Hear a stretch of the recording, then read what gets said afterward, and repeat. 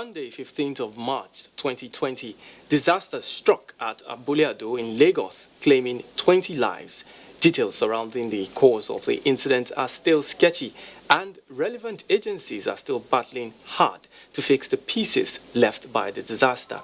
Buildings, structures, and businesses might be fixed, but not lives, as this further raises questions on the alarming rate at which pipeline explosion and fire outbreak occur in Lagos. The bone of contention here is the proximity of some of these national crucial installations like pipelines and tank farms in residential areas.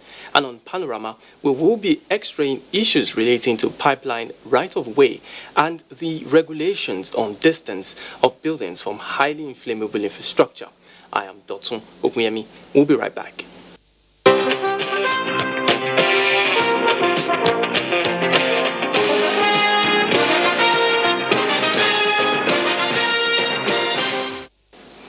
Reports just reaching us indicates that Nigeria now has a new case of COVID-19. According to the Minister of Health, Dr. Osagie Ehanire, the new patient, who is independent of the index case, is a 30-year-old woman who returned from the United Kingdom on the 13th of March. She has been observing self-isolation before developing symptoms associated with the disease, while a coronavirus test has confirmed her status.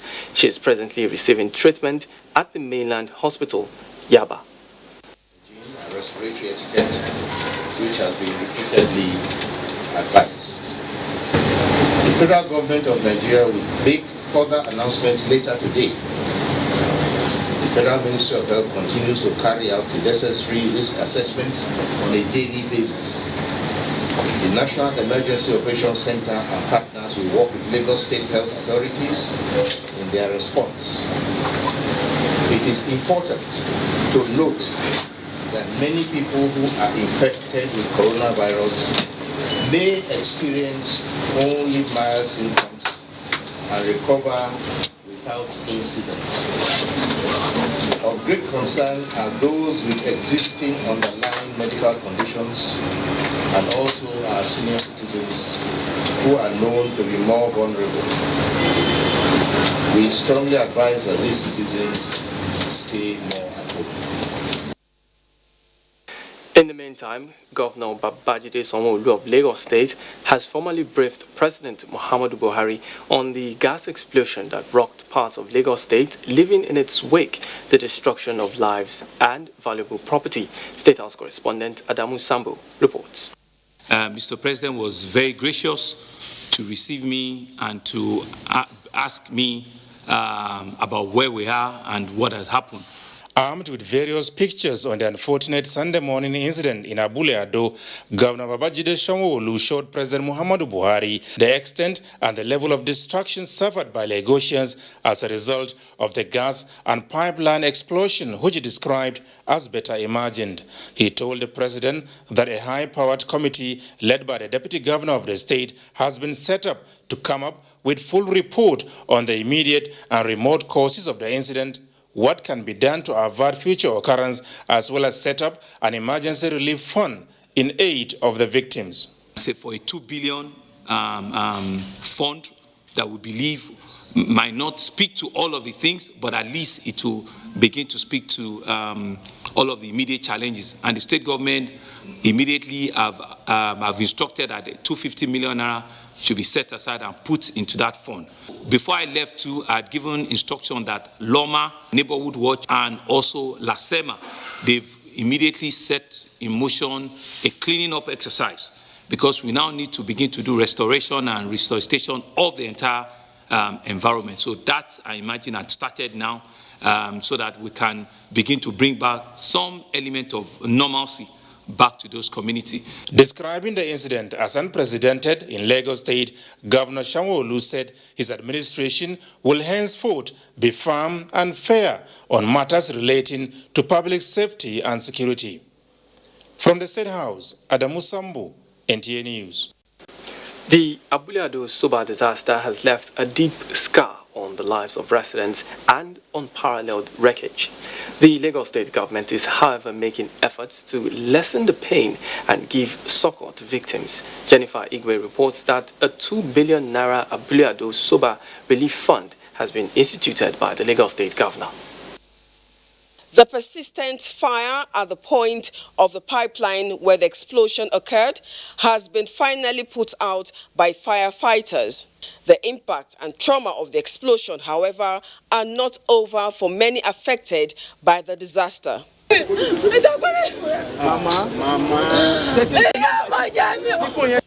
Mama Bola wails uncontrollably as she searches for her daughter who works at the Bethlehem High School that was completely destroyed by the explosion. Back from the hospital, Victor Eze narrates how he narrowly escaped death after the impact of the explosion flung him several buildings from where he resides. Calling my wife to come out, if I heard a noise. And when I heard a noise, then I get myself over there. I thought my wife is gone because the weight is terrible. To assist victims overcome their harrowing experiences and challenges associated with the disaster, the state government has instituted the Abule Ado Soba Relief Fund with a promise to put 250 million naira with immediate effect into it. This is certainly beyond what the state government can undertake on its own. This is beyond what the government, be it at the national or state, can also overtake at its own. So I'm aware that some of my fellow governors have called, and I've received phone calls from the private sector. And so what this fund will do is to give everybody the opportunity to be part of it and to be able to donate into it. The state government has also commenced testing of structures in the area to ascertain their conditions for safety. Those weak will be pulled down and work would commence soon on those that need reconstruction. The governor emphasized that buildings on pipeline right-of-way that contravene setback laws would be demolished. One thing is pertinent, and that is the fact that this unprecedented disaster could have been avoided, and the committee set up by the Lagos State government has a 2-week target to establish the cause of the disaster and come up with modalities to ensure that devastation of this nature does not occur again. In Lagos, Jennifer Igwe, NTA News. Well, Jennifer Igwe, who has been monitoring the pathetic incident, is still at Abule Ado to give us an update. Hello, Jenny. What is the situation today?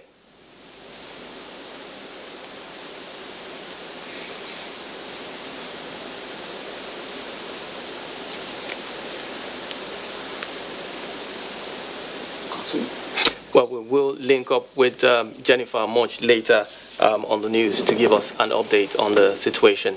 Well, joining me live in the studio to talk more on this is the Director, Department of Petroleum Resources, Seriki Awalu. You're welcome to our studio. Thank you very much. All right. You definitely have been briefed about what is happening and you've seen the reports. What are the specifications and regulations guiding installation of pipelines? And we're aware that they are passing through communities, especially those ones. And in this particular incident, what went wrong? Okay. The specification for the setting up of pipeline, it starts with getting the right of way. Anybody or company that intends to establish pipeline, the first thing is to acquire the right of way. When you acquire the right of way, you come to DPR, we give you permit to survey the right of way. And this acquisition, you must pass through state government. You as the owner acquire the line, survey it, then you bring it back to DPR. Then we look at that route to confirm that that route is okay for the line to be laid. And there is a buffer, that is the pipeline corridor, in which you, the owner of the pipeline, you are supposed to own it, and you have to confirm to us that you own the line and you have no objection from the community, from the state government, and from any claim that that right of way and that corridor belongs to somebody or somebody has claim on it. That is the first stage. What went wrong? When you have this permit to survey, you now submit to us how do you intend to construct the line? What kind of line service that line is going to perform? Then we issue you OPLL. This OPLL is predicated on issuance of approval to construct and also design in which you design the line. Along the way, the license that is OPLL is oil pipeline license. For you to operate that, there is a condition in which every year you have to now bring about integrity, monitoring, and checks. So DPR provide soft solution by putting condition on the pipeline license. So every pipe that need to be operated, every year you need to show us what integrity plan or integrity monitoring program you have on that line. So what is going wrong? Most of the lines, when the owners of the line set the line, they seldom come back on that integrity. Some lines, the license has expired because it's something that you renew. A renewal of the license bring DPR to the fore to know which among the line is even being operated, because we don't expect company to operate a line that is not licensed. So our own is to encourage companies that do have the license to operate to come and renew their license, and communities, they should desist from encroaching the right of way. I was going to come to that, because the major issue seems to be encroachment. How do we now begin to address this issue? Is it from the policy angle, or does it have to be a matter that needs to be taken up by pipeline owners, like you mentioned? I think two ways that are very clear. When a line passes through a community, there are two ways to really protect that line or the line corridor from encroachment. One is barricade. You can barricade it, and it's all a function of cost. You barricade the line, that is the corridor, by building a wall or fence in which you disallow access to that five-line corridor. Second, you do horizontal directional drilling, in which you bury the line very deep in such a way that it is impossible for anything to really touch the line, because you bury it more than like 50 feet down. So these are the two main technical solutions for lines passing through communities. And even with that, you have to really maintain the line corridor. But above all, actually, is education and awareness, because these lines are carrying highly inflammable and dangerous liquids, and people really take it for granted. And if the line is weak, whenever anything heavy on it, definitely it will collapse, because these lines are made of carbon steel. They corrode, they eat up, and they get weak. So anything that will come and would source of ignition, it's just a time bomb, and the unfortunate incident will continue to happen. Now, that being said, what would your agency be doing differently in light of this recent incident? We have communities severally across the country where we have structures already built on gas installations and pipelines. What would be done differently is it evacuate now these buildings, remove the people and the structures? So, just as I said, what we do, having recorded this, a lot of unfortunate incidences, the total line that carries product in Nigeria is around 5,000 kilometers, and the total pipeline with gas and crude is around 9,000, which makes it around 10,000 or 11,000, which the total kilometer of pipe is 16,000. So we are encouraging all the pipeline operators to look at the option of either HDD, barricade, and also early warning sign. There is something that we embark upon, we latch on technology, that a smallest vibration close to any pipeline will have a signal through sensor to DPR, in which we will advise the line owners that they should take action prior to it happening. Because before any impact, there is vibration. So we are latching on that technology to see if the line owners will now buy into it. What we did in DPR is to set up a new unit called Technology Qualification Unit to identify solution that will solve this issue. Because currently, communities are communities, they have to live. And this critical infrastructure, they have to be there even though the communities encourage it. So the best way is to latch on technology to see how we can keep life, because one life of Nigerian is better than the entire investment. So what we do, how do we save those lives? And how do we make this critical infrastructure safe? The loss of life that we witness in Abule Ado now, we can't replace it. But we are latching on technology to get all the line owners to really key into it, and we make it a benchmark, like a minimum required standard that every pipeline owner and operator must really key into it. That is what we are doing. Thank you so much, Director of the Department of Petroleum Resources, Saraki Awalu, for that informative insight into the development. Thank you so much. Thank you very much. And now we take a break. Panorama continues shortly. Don't go away.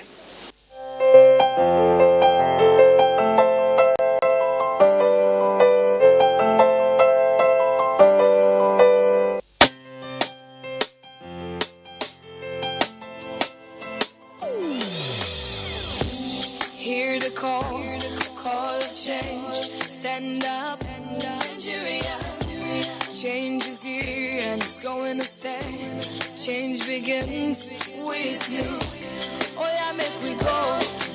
So let the change begin from within. Look at you, oh get roller. Change begins with you and me. Change begins with me. Change begins with me. Change begins with me.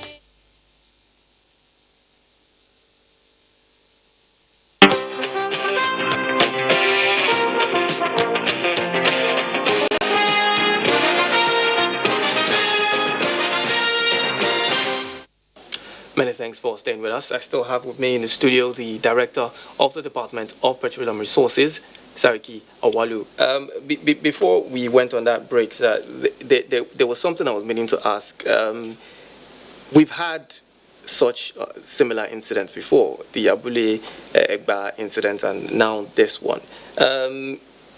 Is your agency embarking on sensitization, as it were, of the populace to know that if you build along these places, you're in danger? Yes. In fact, what our agency is doing currently, in view of previous incidences similar to this, we create a huge sensitization team. Our public affairs unit, working with communities, getting to the community, telling them that, look, you are hosting critical infrastructure, and the right of way belongs not only to the company, but to everybody. It is in the best interest of the community to maintain the right of way, not to encourage it, because the pipe there is highly pressurized. The liquid in there is highly flammable. And a pinhole is more than the speed of bullets. So it's a killer weapon, even though it's an energy that everybody requires. So we go on sensitizing the communities that are hosting this critical infrastructure in their own language, and at the same time showing them the consequence for interfering with this critical infrastructure. The right of